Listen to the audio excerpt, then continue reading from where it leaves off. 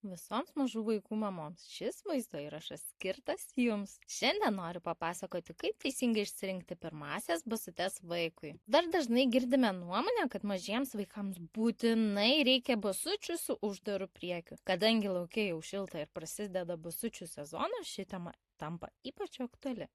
Tačiau iš tikrųjų taip nėra. Aš pati turiu 3 vaikus ir visi 3 savėja Superfit basutės atviru priekiu. Papasakosiu kodėl.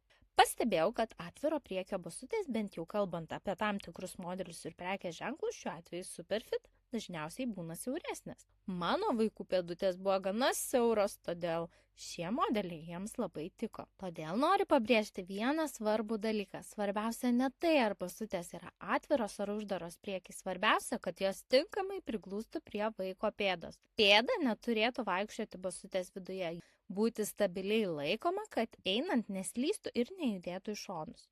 Pavyzdžiui, jei palyginsime su uždaro priekio Superfit basutėmis, jos dažniausiai būna platesnės. Jei vaiko pėda siaura, toks modelis ne visada bus pats tinkamiausias pasirinkimas. Basutėse prie pirštų rekomenduojama palikti apie 5-7 mm laisvos vietos. Vaikui normaliai vaikštant pėda išlieka savo vietoje. Jei vaikas nuolat nesitranko į sienas ar nekliūva už įvairių objektų, pirštukų sužeidimo tikimybė yra labai maža.